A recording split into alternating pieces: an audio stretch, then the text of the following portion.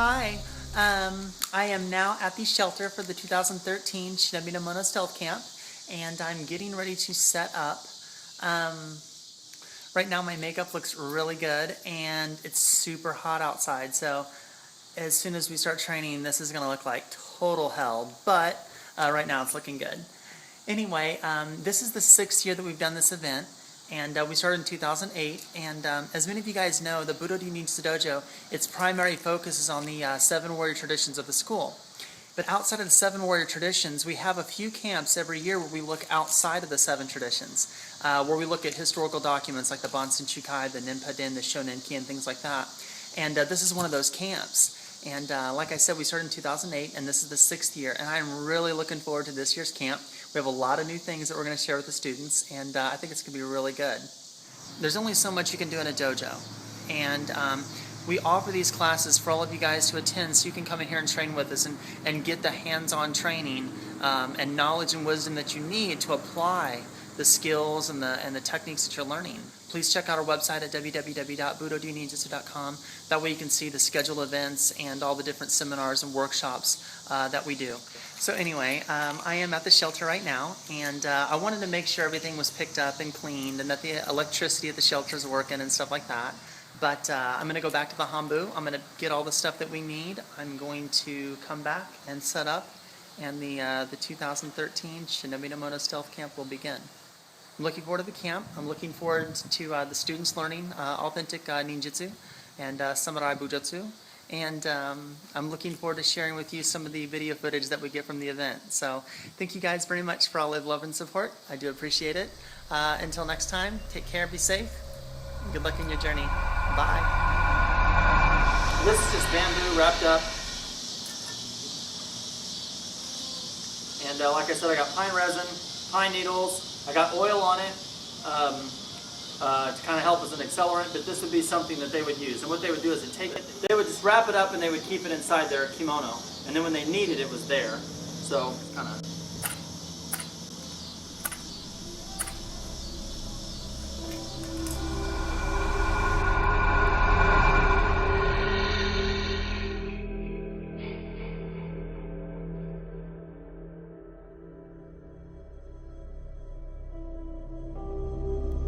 You know, blow darts, blow guns. You guys have seen the traditional, fukiya, the traditional blow gun I have there at the Hombu, right? You know, small. The ninja would have, obviously, poisons and everything else. Or they would put gunpowder on there and light that shit on fire and shoot it in there too, you know?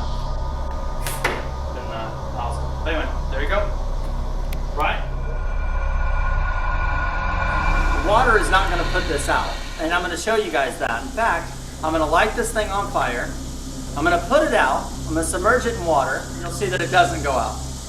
But if you submerge it in water, it will. But if you just let it sit on water, it won't. They would make this stuff a lot. And they would put it in like bow and arrows and stuff like that, and then like have it just freaking go everywhere. Castle moats and stuff like that. So this is a way that you would throw a lot of fire.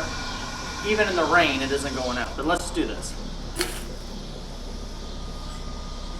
Okay.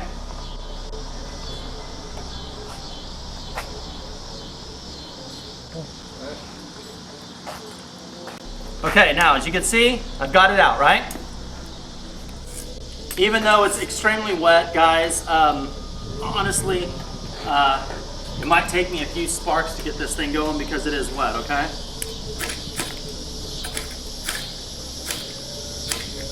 But once you get it, there you go. There you go. And it was just submerged in water, and it's cotton.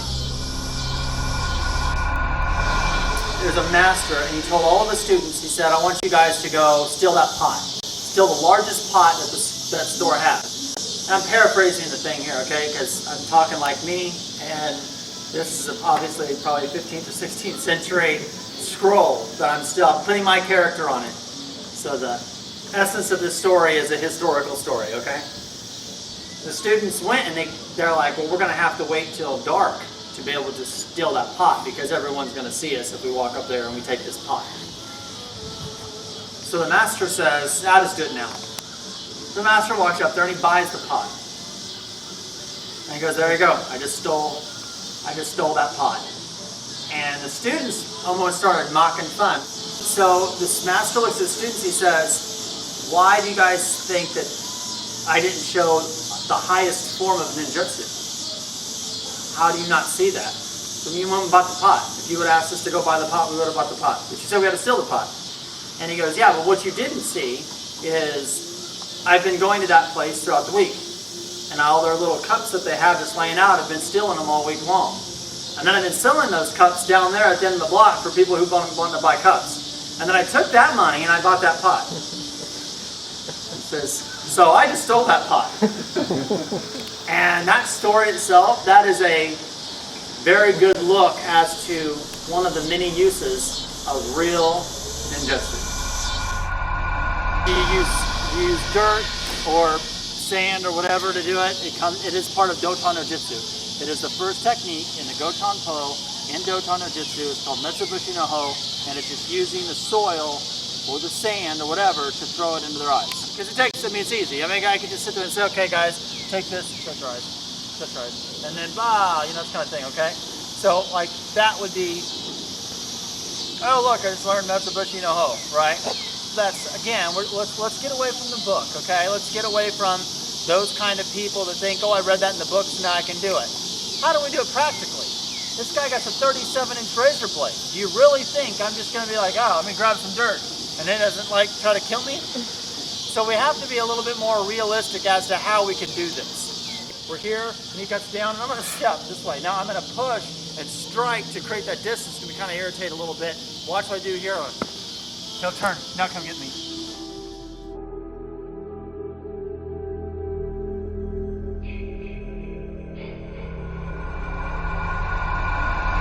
Another way you can use Katon-no-jutsu, and we're doing Metsubushi.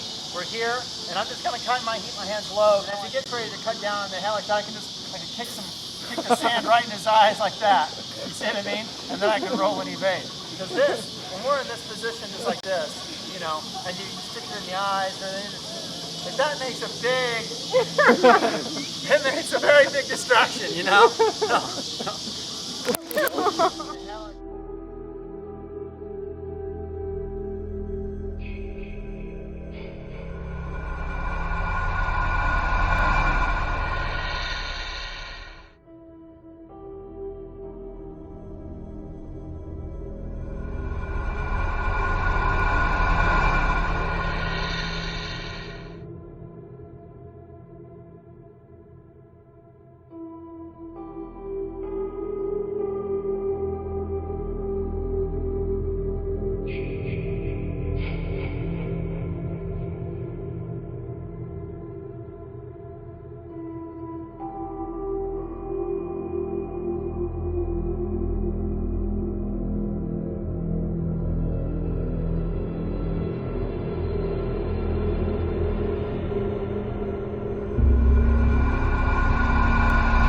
here, so I do apologize if it's not word for word, but paraphrasing and essence meaning here. So this little girl, she goes into the kitchen. She's going to help her mom make a ham for the holiday, and she says, "Mom, why do you cut the ham like that?" And she goes, "Well, I don't know. It's what we've always done. You can ask your grandma." So she goes into the den and she's asked her grandmother, and she's like, "Grandma, why do we cut the ham like that to get it into the oven?" And the grandmother just smiles at her and says, "You should go talk to the great granny, she'll tell you." So the daughter goes all the way to the great granny in the living room, and she says, "Hey, great granny, why do we cut the ham like that before we make it?" And she said, "Well, when I was young and I had to make a ham with my mom, my mother had to cut the ham in half to get it into the stove, because back then the stoves were so small. And I saw my mom cut the ham in half just to fit it in the oven. So I did it, and my daughter saw me, and then her daughter saw it, and now you see it from your mom." So this idea of tradition, that's the way the arts are now. I mean, martial arts is very similar. We're doing the same things for a reason. Now, you guys get the opportunity to train with me, and I have trained with people who have told me what, why, and how. However, some people don't get that. They just read it out of a book, and then they just know that you're supposed to cut the ham in half. I think that when we talk about Kuden and we talk about transmission and the traditions, it's very important that you guys find someone that you can train with that can really explain it in greater detail rather than just, you know, hey, cut the ham in half. And then, you know, give you an asterisk at the bottom of the page. Oh, this should be taught, you know, should be only passed down through oral tradition. You know what I'm saying? Right now, I'm getting ready to teach the stealth walks, doing stealth walking and the techniques and all that kind of stuff. And Mr. Chafin and Mr. Delphine are out playing with night vision goggles. Before we do the stealth walking. Modern day ninjas at work.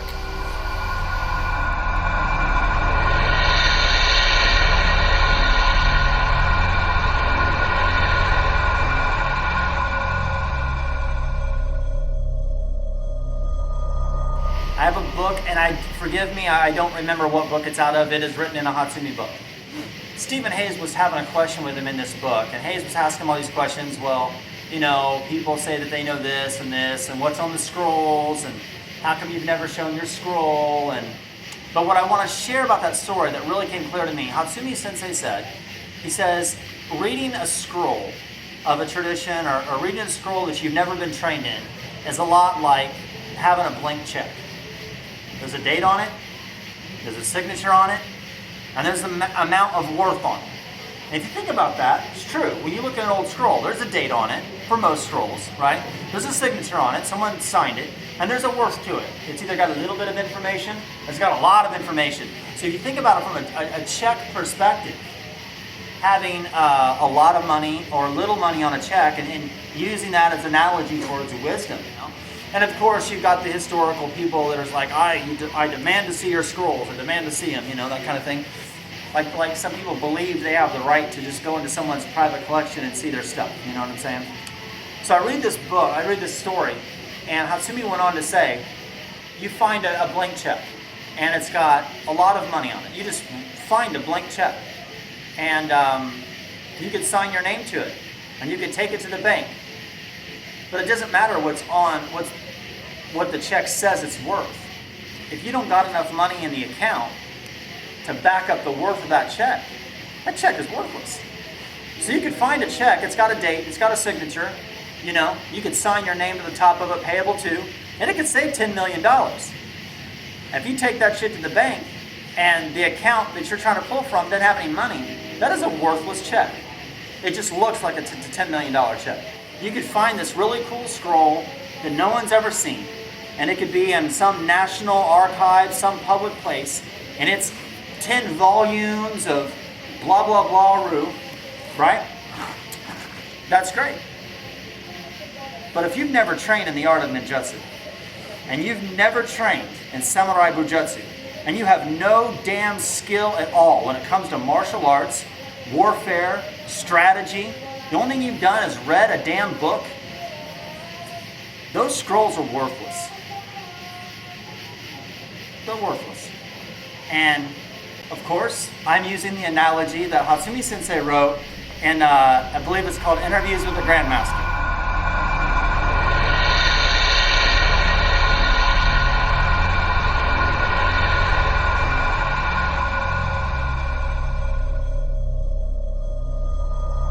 What we're going to do now is we're going to do another sensory drill, okay? And I'm going to explain all this, but then we're going to shut that off because we're not doing this on film. Sorry guys, if you want to learn how to do this, then you need to actually come to the camp. I know. And it's going to help with your awareness. It's going to help get in touch with your, what the ninja would call their sixth sense. Like being able to feel everything around them, okay? Helps with your peripheral vision, and also helps your other senses, such as hearing. To be able to, because you focus so much on one thing, you can pay attention to other things around you from a feeling or a hearing perspective, okay? Now there is more to it than what I just explained, but that will be for when the camera goes off.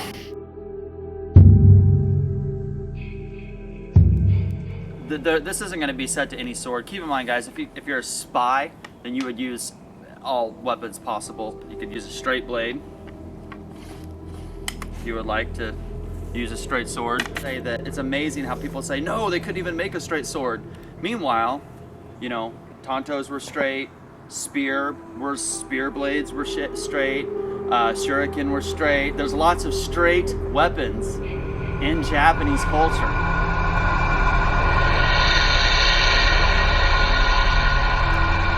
So it's not like every weapon they made that they forged just bent. Do you know what I'm saying? Yeah, I mean, all those other blades that they made were straight. So it's very possible to make a straight blade. So the argument that no, when you make a weapon it naturally bends, it's not true. But other things, yeah, obviously you could have a regular katana, which you guys know the length of this, that would be used. You could use probably the most common tool of the shinobi, which would be a short sword, kodachi, wakizashi. Or you could have another one, which is a variation between the kodachi and the katana. It looks like a katana scabbard, but it's a wakizashi blade. Okay, so the ninja itself is just like any. They could take a modern day sniper. Okay, they take a common gun and they modify it, whether they put a silencer on it or they sawed off shotgun or something. But they modify a common weapon to fit the mission that they're on. So snipers and hitmen and things like that, they're going to use different guns to fit the mission that they're on. The ninja was no different. If they needed to take a straight blade, they take a straight blade. If they needed to go in public and they wanted to be able to have quick draws like a shinobi katana, then they would have that. If they were going conventional warfare and they needed a longer blade, they would have used the katana. So anybody who says the ninja has to have this sword is ridiculous. The ninja would have used the blade that they needed. The first drill, we're going to physically work on swordsmanship. The idea of the practice is that you are going to be dressed as like a sun no kata, like one of the 7 disguises, right? So you're going to be normal wear, looking like a samurai, or looking like what you're supposed to fit in the area.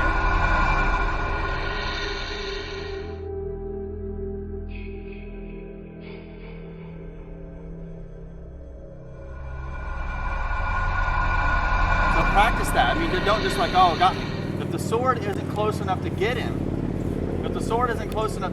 then it isn't going to work. You have to figure out a way to get close to them, to bait them, to make them think that you can get in there to kill them. You know what I mean? What kind of sword is that? Sure. Like, that's a great way. Right?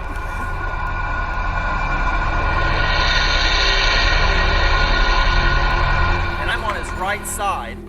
If someone broke out to this position here, to the right, Chafin would draw his weapon, and I'm going to be here. See, notice if I do that, I'm not cutting. If someone breaks out here, as he turns, I'm going to step here.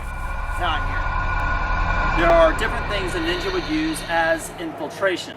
I believe this is written in the Ninpo. It's like large rocks, large trees, that kind of stuff, right? You use them to kind of disguise where you're at, and it kind of helps in form of not all the time are you going to be in disguise. Sometimes you have to understand the principles of yin and yang.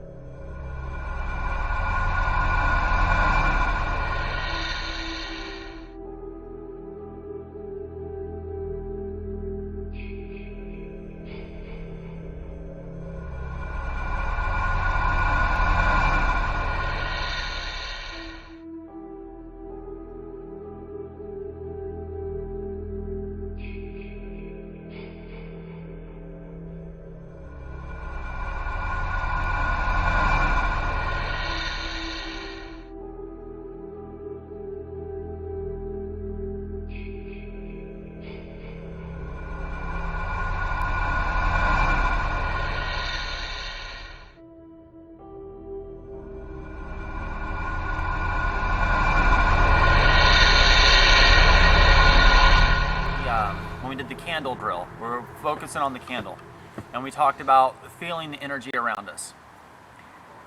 We are, even though we're very spiritual beings, we also we have a lot of energy around us, and if you allow yourself to be connected to the energy around you, then not only can you have this connection, but you can feel all these things around you. Now, for the most part, there are 2 ways to be able to have this connection. You can do this in a very positive way, or light, like we say light ninjutsu, right? Or you can do this in a dark way, or very dark, you know? The easiest way to do that, it's easier to focus on the killing intent. I always say sake jutsu, right? So like when someone's gonna kill you, you feel that and you move, right? Okay. that's something that you turn on and off when you need it. It's definitely not something that you have on all the time. It's ridiculous to walk around every day thinking someone's going to kill you. I mean, that's a miserable soul in my opinion. So when you know you have to put up your guard, put up your guard. That's the point of training, to be able to turn it on and off. You can actually get out of your physical being if you want. We all have touches we can feel and all this kind of stuff physically. But there's also a mental side of it. The mental part of letting go of what you are here as a physical form and being able to attach your energy to all the stuff around us, where there's the trees, the sun, the animals that are running through the trees, all these things. You can have a connection with all of them. And by practicing connecting yourself to nature, it makes it easier to connect yourself with another person.